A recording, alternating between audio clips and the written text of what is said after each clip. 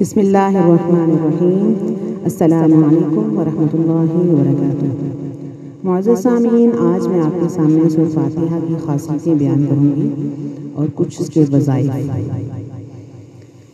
ये कुरान पाक की पहली सूरत है, इसमें 7 आयतें हैं।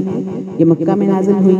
सूरह फातिहा एक दुआ है जो बंदा अपने अल्लाह से करता है। इसकी बहुत सी खासियतें, फजीलतें और बरकतें हैं। हज़रत साहिब रज़ी अल्लाह तआला अन्हु रिवायत करते हैं कि नबी सल्लल्लाहु अलैहि वसल्लम ने मुझ पर सूरह फातिहा पढ़कर दम किया और फरमाया, सूरह फातिहा हर बीमारी के लिए शिफा है। एक सहाबी ने सांप के काटे हुए पर, जिस आदमी को सांप ने काट लिया था, उस पर सूरह फातिहा पढ़कर दम किया तो वो तंदुरुस्त हो गया। एक रिवायत में है कि कुरान मजीद तमाम दवाओं से बेहतर दवा है।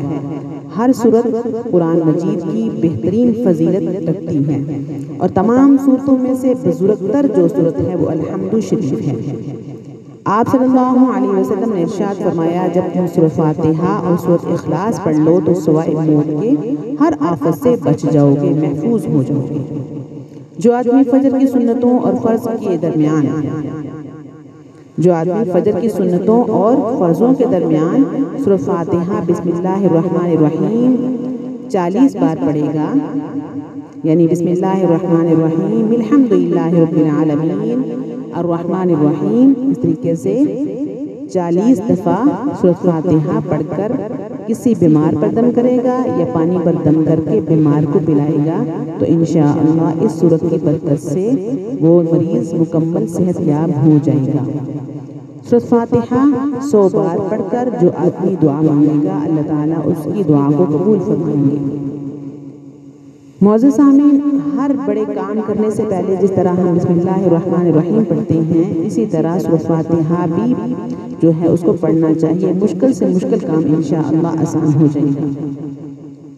जब किसी को कोई हाजत पेश आए तो उसे चाहिए कि वो पहले गुस्ल करे, साफ कपड़े पहने, बदन में खुशबू लगाए और फिर मुसल्ले पर बैठकर 3 दफ़ा दुरूद इब्राहिमी, 3 दफ़ा सूरह फातिहा, 3 दफ़ा आयतुल कुर्सी और 3 दफ़ा चारों कुल पढ़कर अपने हाथों पर दम करे और अपने हाथों को पूरे जिस्म पर फेर ले तो इंशाअल्लाह इस सूरत की बरकत से, इस अमल की बरकत से जो उसके जिस्म में तकलीफ होगी, बीमारी होगी, चाहे वो लाइलाज ही मर्ज क्यों ना हो, तो इंशाअल्लाह वो इस लाइलाज मर्ज से निजात पा जाएगा। और अगर किसी हाजत के लिए यही अमल करे तो इंशाअल्लाह उसकी हाजत भी पूरी हो जाएगी। मुअज़्ज़ज़ सामीन, अगर कोई बहुत ज़्यादा मुसीबत में गिरफ्तार हो गया है, किसी आफत का शिकार है या लाइलाज मर्ज में जो है वो मुब्तला हो गया है, बहुत ही परेशानी में आ घिरा है, तो 11,000 बार सिर्फ इय्याका नस्तईन 7 दिन तक जो है वो बराबर लगातार पढ़ने से इंशाअल्लाह फ़ायदा होगा। मुश्किल से मुश्किल जो है वो तकलीफ परेशानी दूर हो जाएगी, मुसीबत आफत जो है वो ख़त्म हो जाएगी इंशाअल्लाह।